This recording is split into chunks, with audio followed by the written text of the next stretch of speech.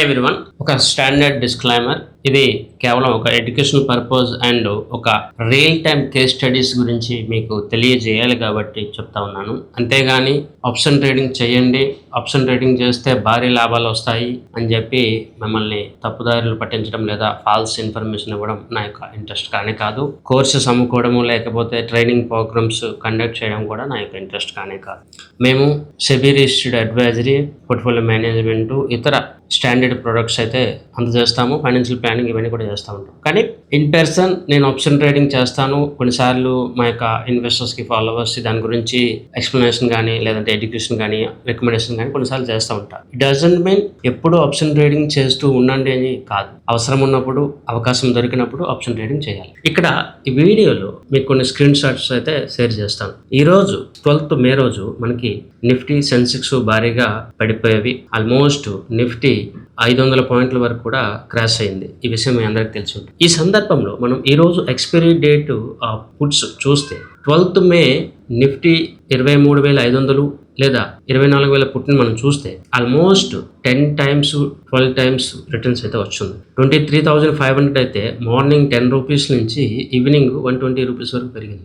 Last Friday నుంచి చూస్తే 24,000 పుట్టు 60 రూపాయల నుంచి 50 రూపాయల నుంచి 600 రూపాయల వరకు పెరిగింది. సో ఆప్షన్స్లో ప్రాఫిట్ ఇంత భారీగా ఉంటుంది. At the same time risk tolerance, emotional management ఎంత పెయిన్ఫుల్గా ఉంటాయో అవి ట్రేడింగ్ చేసే వాళ్ళకే తెలుసు, అవి సలహా ఇచ్చే వాళ్ళకి తెలుసు, దాన్ని వాచ్ చేస్తున్న వాళ్ళకి తెలుసు. నేను చాలాసార్లు చెప్తా ఉంటాను, నేను కోర్సెస్ అమ్మడానికో రికమెండేషన్స్ ఇవ్వడానికో ఇంట్రెస్ట్ చూపించను. రియల్ టైంలో మార్కెట్లో ఏం జరుగుతుందో చెప్పడానికి ఇంట్రెస్ట్ చూపిస్తాను. మీరు ఒక విషయం గమనించాలి, చాలామంది స్టాక్ మార్కెట్లో రియల్ టైమ్ డాటాని, రియల్ టైమ్ కేసెస్ని, కేస్ స్టడీస్ని పట్టించుకోరు, చూడరు, తెలుసుకోరు. కానీ మీరు తెలుసుకోవాల్సింది అదే. ఒక డాక్టర్ ఎంబీబీఎస్ చదివినంత మాత్రాన తన డాక్టర్ కాదు. కొన్ని వేల మంది పేషెంట్లని డయాగ్నోసిస్గా ట్రీట్ చేసి లేదంటే ఎక్కడో దగ్గర ప్రాక్టీస్ చేసి ఇవన్నీ ట్రైన్ అయిన తర్వాత తన డాక్టర్గా మారుతారు. ఒక లాయర్ కూడా ఇమీడియట్గా లాయర్ అయిపోరు. ఎవరైనా కూడా ఇమీడియట్గా ప్రొఫెషనల్ ఎక్స్పర్ట్ కాదు. కానీ ట్రేడింగ్ సంబంధించో లేకపోతే ఈ అడ్వైజరీ సంబంధించి సడన్గా ఒకే రోజు మనం ఇన్వెస్టర్గా ఒకే రోజు ట్రేడర్గా మారిపోతామని అనుకుంటారు చాలామంది. అది కరెక్ట్. థియరిటికల్ నాలెడ్జ్ వేరు, ప్రాక్టికల్ నాలెడ్జ్ వేరు. ప్రాక్టికల్ నాలెడ్జ్ అనేది రియల్ టైం డాటాలో లేకపోతే రియల్ టైం ట్రావెల్ చేస్తే, ఇతర కేస్ స్టడీస్ని మనం అబ్జర్వ్ చేస్తే మనకు తెలుస్తుంది. విని లేదా ఎక్కడో ఏదో చదివో మనం ఎక్స్పర్ట్స్గా మారలేము. దానికోసం అని చెప్పి నేను ఎక్కువగా రియల్ టైం కేస్ స్టడీస్ చెప్పడానికి అండ్ అది మన వాళ్ళతో షేర్ చేయడానికి ఇంట్రెస్ట్ చూపిస్తాను. ఈరోజు ఎవరైతే మన యొక్క వాట్సాప్ కమ్యూనిటీలో కానీ లేదా టెలిగ్రామ్ గ్రూప్లో ఉన్నారో వాళ్ళందరికీ ఒక ఇంపార్టెంట్ కన్ఫర్మేషన్. ఈరోజు మార్నింగ్ మీరు గమనిస్తే నేను చాలా మెసేజెస్ అదే షేర్ చేశాను. నిఫ్టీ పడుతుందా పెరుగుతుందా ఇవన్నీ కూడా మనం ఆల్రెడీ మాట్లాడుకున్నాం. దానికి సంబంధించి ఆ అనాలిసిస్ అవి పక్కన పెట్టండి. ఈరోజు మార్నింగ్ నేను చెప్పిన లైవ్ కేస్ స్టడీస్ ఒకసారి రిఫర్ చేయండి. ఎవరైతే ముఖ్యంగా మన యొక్క కమ్యూనిటీలో ఉన్నారో వారు ఒకసారి చూడండి. మార్నింగ్ నేను చాలా పాయింట్స్ షేర్ చేశాను. మనము రికమెండేషన్ ఇచ్చిన తర్వాత ఎడ్యుకేషన్స్లో అవతల క్లయింట్ కానీ లేదా ఫాలోవర్స్ ఎంత ప్రాబ్లం ఫేస్ చేస్తూ ఉన్నారు, మనం చెప్పింది వాళ్ళు రాంగ్ ఆర్డర్స్ ఎలా ఎగ్జిక్యూట్ చేస్తూ ఉన్నారు, హోల్డ్ చేయమంటే అమ్మేస్తా ఉన్నారు, ఒకటి కొనమంటే ఇంకోటి కొంటా ఉన్నారు. ఈవెన్ మీరు చూడొచ్చు, ఆ స్క్రీన్ షాట్స్ అన్ని కూడా మన గ్రూప్లో ఉన్నాయి. ఇక్కడ తప్పులు ఎంచి ఎదుటి వాళ్ళని నేను తప్పు పట్టట్లేదు. ప్రాబ్లం ఇలా ఉంటాయి. మీరు టెక్నికల్ ఇండికేటర్స్ ఏంటి, టెక్నికల్ అనాలిసిస్ ఏంటి, యావరేజెస్ ఏంటి, ఇలాంటి వాటి వల్ల మనము అనాలిసిస్ చేసి ఇన్వెస్ట్మెంట్ చేస్తామా లేదా ట్రేడింగ్ చేస్తామా అని చాలామంది బాధపడుతూ ఉంటారు. దాని గురించి చాలా స్ట్రగుల్ అవుతూ ఉంటారు.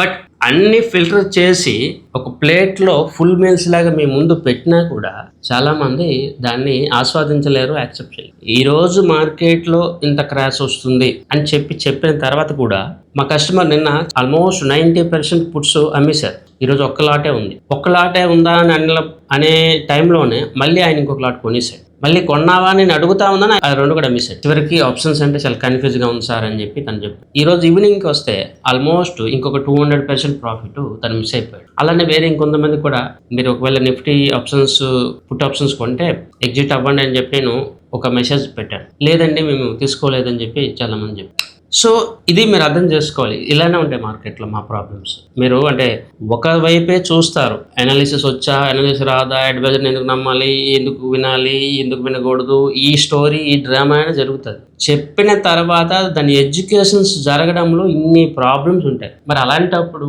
సొంతంగా అనాలిసిస్ చేసి, సొంతంగా ట్రేడ్ చేసి కస్టమర్స్ లేదా ఇన్వెస్టర్స్ ఎక్కడ వెల్త్ క్రియేషన్ చేస్తారు? అసలు టైమే ఉండదు. ముఖ్యంగా ఫైనాన్షియల్ మేనేజ్మెంట్ కానీ మార్కెట్ని అర్థం చేసుకోవడానికి చాలా టైం కావాలి. సో ఇది నేను రిపీటెడ్గా చెప్తా ఉంటాను. చాలా డిసిప్లిన్డ్గా ఉండాలి, చాలా యాక్టివ్గా ఉండాలి మార్కెట్లో. మీరు ఒకవేళ షార్ట్ టర్మ్ ట్రేడింగ్ చేస్తాము, లేదంటే ఇన్వెస్ట్మెంట్ చేస్తాము, లేదంటే మ్యూచువల్ ఫండ్లో చేసుకోండి, లేదంటే పిఎంఎస్లోకి మీ డబ్బులు ఇచ్చేసేయండి, వాళ్ళే మేనేజ్ చేస్తారు. బట్ మీరు ఒకవేళ యాక్టివ్గా చేస్తామంటే ఇన్ని ప్రాబ్లమ్స్ ఉంటాయి. ఎన్ని చెప్పినా కూడా జనాలు మారరు, అది వాళ్ళ చాయిస్. నిఫ్టీ ఆప్షన్స్లో 10 times కాదు 50 times కూడా సంపాదించవచ్చు. నేను ఇన్ పర్సన్గా చాలాసార్లు సంపాదించాను. అలా అని చెప్పి నేను ప్రామిసింగ్ చెప్పట్లేదు. అవి చాలా రేర్ ఆపర్చునిటీస్. మీరు చాలా ప్రాబ్లమ్స్ని ఫేస్ చేసి, లాస్ట్ని ఫేస్ చేసి పేషెన్స్గా ఉంటే ఆ టైం వచ్చినప్పుడు ఆటోమేటిక్గా మీకు అవకాశం వచ్చేస్తుంది. మీరు కొన్న తర్వాత వాల్యూ పడుతూ ఉంటుంది. మీరు కొన్న తర్వాత మొత్తం మార్కెట్ మీకు రివర్స్గా కనిపిస్తుంది. ఆ పెయిన్ని, ఆ లాస్ని అన్ని బీర్ చేసి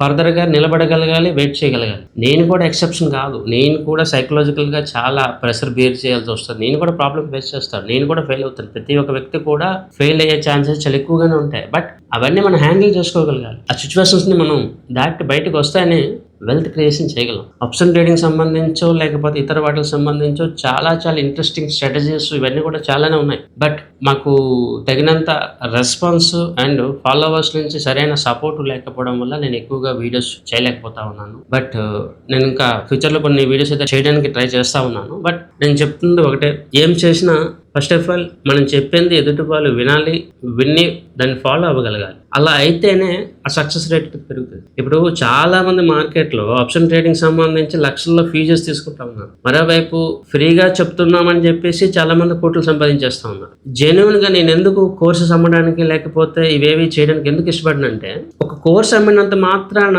అవతల పార్టీ ఎక్స్పర్ట్ కాలేడు. అవతల పార్టీకి ఎక్స్పీరియన్స్ రాదు. ఎక్స్పీరియన్స్ అంది లైవ్లో తను ట్రేడ్ చేయాలి, ట్రావెల్ చేయాలి, ఇవన్నీ కూడా ఉంటాయి. అవేవి లేకుండా ఒక 10 రోజులు 20 రోజులు కోర్సెస్ చేస్తే వాళ్ళు ఎక్స్పర్ట్ అయిపోతారు అని అది చెప్పడం తప్పు. అది actual. So that is the reason నేను కోర్సెస్ అమ్మడానికి ఇష్టపడను. ఫ్యూచర్లో నేను చేయనని కాదు, ఫ్యూచర్లో నేను కొన్ని ట్రైనింగ్ ప్రోగ్రామ్స్ కూడా కండక్ట్ చేస్తాను, చేయనని కాదు. బట్ అట్ దిస్ మూమెంట్ నాకు చేయడానికి ఇష్టం లేదు. నాకు కొంత టైం కావాలి. ఎందుకంటే కస్టమర్స్కి లేదా ఫాలోవర్స్కి కొంత ట్రైనింగ్ చేయించి ఏ రోజు ప్రాక్టికల్గా ట్రైనింగ్ ఇవ్వాలా, ఎప్పుడు ప్రాక్టికల్గా చెప్పాలంటే ఆ పార్ట్లో ఇన్ పర్సన్గా ఏదో ట్రైనింగ్ ప్రోగ్రామ్ చెప్పడము ఇవన్నీ కూడా చేయాలి. కానీ ఎక్కువగా రియల్ టైం డేటా మీద మనం వర్కౌట్ చేయాలి. రియల్ టైం కేస్ స్టడీస్ని చూడాలి. ఎందుకు ఫెయిల్ అవుతా ఉంది, ఎందుకు ఆ కేస్ స్టడీస్లో మనం ఉండలేకపోయాము, ఇవి చాలా ఇంపార్టెంట్. ఎవరు యాక్సెప్ట్ చేసినా యాక్సెప్ట్ చేయకపోయినా స్టాక్ మార్కెట్లో 99% ఫెయిల్ అవ్వడానికి మేజర్ రీజన్ సైకాలజీ. మన ఎమోషన్స్, మనం ఎలా దాంట్లో ఇన్వాల్వ్ అవుతా ఉన్నాము,